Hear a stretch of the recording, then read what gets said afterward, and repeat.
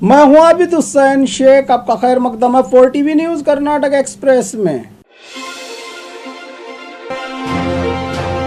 JDS में ना मुस्लिम ना दलित, कुमारस्वामी ही बनेंगे सीएम इब्राहिम का बड़ा बयान। जेडीएस पार्टी की ओर से सत्ता मिली तो मुस्लिम सीएम या दलित सीएम का प्रचार कर रहे कुमारस्वामी ने सच में जनता को दिन में तारे दिखा दिए थे। अब इनके राज्य अध्यक्ष सीएम इब्राहिम का कहना है कि जेडीएस की सरकार बनी तो ना मुसलमान ना दलित, सिर्फ कुमारस्वामी ही सीएम बनेंगे। यह बात साफ कहकर पल्ला झाड़ लिया सीएम इब्राहिम ने। तो क्यों झूठा बयान दिया कुमारस्वामी ने कि मुसलमान और दलित सीएम बनेंगे? अभी चुनाव के प्रचार में ही इतने झूठे बयाने दिए जा रहे हैं तो सत्ता में आने के बाद कितना धोखा होगा जनता के साथ, कह रहा है विपक्षी दल।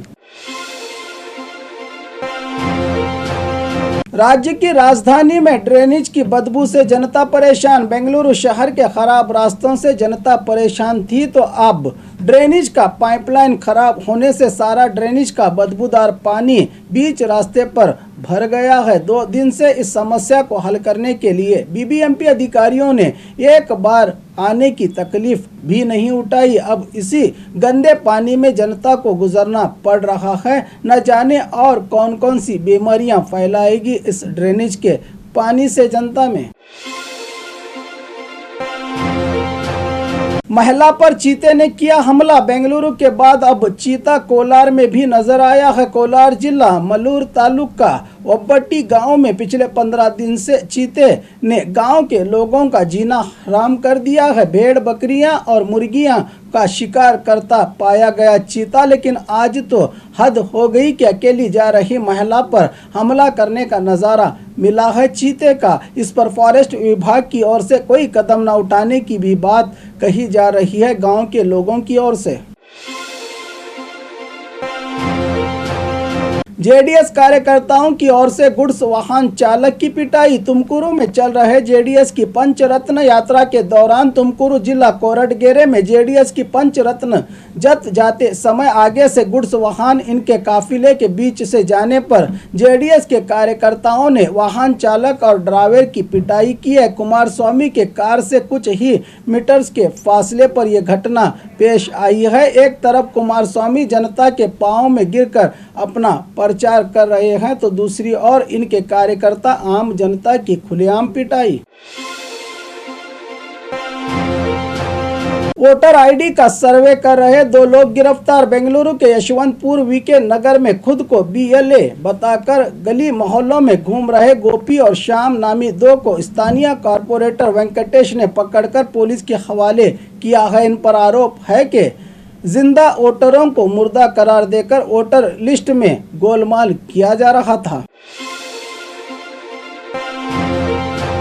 बैराकेड तोड़कर मस्जिद में घुसने की कोशिश, पुलिस और कार्यकर्ताओं के बीच खींचातानी। मंडिया जिला श्रीरंगापट्टन में रहे जामिया मस्जिद को हजरत टीपू सुल्तान ने बनाया था। इस मस्जिद के बनने से पहले यहां हनुमान मंदिर होने की बात कहते हुए आज राज्य के कोने कोने से आए हनुमान के भक्त, वीएचपी और बजरंग दल वालों की ओर से पुलिस सुरक्षा के बावजूद भी बैराकेड हटाकर मस्जिद में जाने की कोशिश की गई। मौके पर रही पुलिस खामोशी के साथ तमाशा देखती रही, उनकी कोई गिरफ्तारी भी नहीं की गई। आज सारा दिन मस्जिद के बाहर ही डेरा डालने वाले हैं संगठन के कार्यकर्ता। अगर यही हरकत कोई दूसरा करता तो पुलिस वाले इन्हें गिरफ्तार करके इलाके को खाली करवाते, लेकिन इन्हें कोई बोलने वाला ही नहीं। कैसे कोई कुछ कह सकता है इन माहौल बिगाड़ने वालों को, क्योंकि बीजेपी को सत्ता में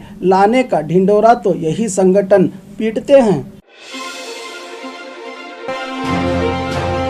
कल से राज्य भर में होगी भारी बारिश। बेंगलुरु सहित राज्य भर में बारिश न होने से लोग भूल ही गए हैं बारिश को, तो इसी के चलते बारिश का मौसम अभी बाकी होने का संकेत देते हुए कल यानी 5 दिसंबर से 4 दिन तक राजधानी सहित अन्य जिलों में बारिश होगी। मौसम में अचानक गिरावट के चलते दक्षिणी कर्नाटका भाग के जिलों और में जोरदार बारिश तो उत्तरी कर्नाटका भाग के जिलों में धीमी रफ्तार से बारिश होने का अंदेशा जताया मौसम विभाग ने। वाटर प्यूरिफिकेशन प्लांट में लगी आग। बीजापुर जिला सिंदगी तालुका में रहे इकबाल मुटगी नामी व्यक्ति के वाटर प्यूरिफिकेशन प्लांट में अचानक आग लगने से लाखों कीमत के सामान जलकर राख हो गए हैं। मौके पर पहुंचे फायर ब्रिगेड कर्मचारियों की ओर से आग को बुझाने की कोशिश में लगे हैं। फायर ब्रिगेड और स्थानीय लोग अभी आग लगने की असल वजह नहीं पता चल पाई। कुछ लोग शॉर्ट सर्किट होने की बात कह रहे हैं।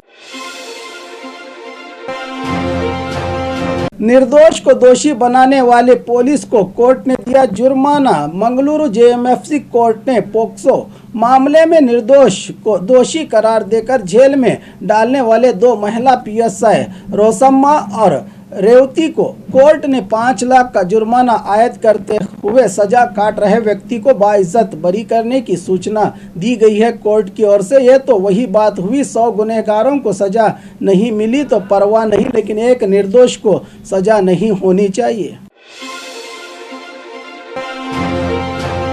10 एमबी पाटिल आएंगे तो भी मुझे हरा नहीं पाएंगे, एमएलए यत्नाड़।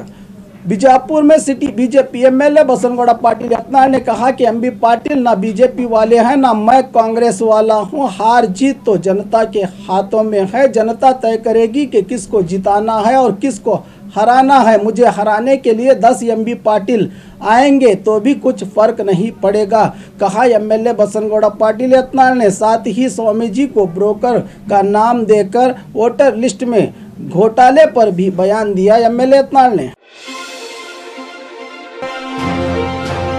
गौ हत्या निषेध कानून से किसी का भी नुकसान नहीं हुआ, प्रभु चौहान। बेंगलुरु में पशुपालन मंत्री प्रभु चौहान ने कहा कि राज्य में गौ हत्या कानून लागू करने से कई गायों को कसाई खाना जाने से रोका गया है और कई नए गौशालाओं की भी स्थापना हुई है राज्य में, कहकर अपनी सरकार का समर्थन किया मंत्री प्रभु चौहान ने। क्या मंत्री जी जानते नहीं कि गली मोहल्लों में घूमने वाले आवारा गायों की कब रक्षा करेंगे, क्योंकि उन्हें कोई देखता भी नहीं। कचरा और प्लास्टिक खाकर वहीं मर जाते हैं। ये गाय गौशाला में गाय हैं या नहीं, ऐसे कई गंभीर सवाल उठते हैं। मंत्री जी, इस गौ हत्या निषेध बिल पर कहीं इस बिल से मंत्री और बीजेपी वाले आमदनी तो नहीं कमा रहे हैं जनता को बेवकूफ़ बनाकर। श्रीरंगपट्टन जामिया मस्जिद पर एमएलए तनवीर सेठ का बयान। मैसूरू में पूर्व मंत्री और कांग्रेस के एमएलए तनवीर सेठ ने जानकारी दी है कि श्रीरंगपट्टन में रही जामिया मस्जिद को हजरत टीपू सुल्तान ने बनाया था। 1950 एक्ट के तहत इस इदारे को वक्फ बोर्ड और आर्कोलॉजिकल सर्वे ऑफ इंडिया के जेर निगरानी में जोड़ा गया है। तब से लेकर आज तक कोई इशू नहीं उठे, लेकिन जब से देश में मोदी की सरकार बनी है 8 साल से हनुमान माला धारी बजरंग दल वालों की ओर से हर साल रैली की जा रही है। इस साल ज्यादा तादाद में आकर मस्जिद पर कब्जा जमाने की कोशिश में लगे हैं हिंदूवादी संगठन। इस पर सरकार चाहती तो जल्द से जल्द इन्हें रोककर शांति बना सकती थी, लेकिन सरकार इन लोगों को आगे करके तमाशा देख रही का इल्जाम और बयान दिया है एमएलए तनवीर सेठ ने। और खबरों के लिए देखते रहिए 4 टीवी न्यूज़ कर्नाटक एक्सप्रेस।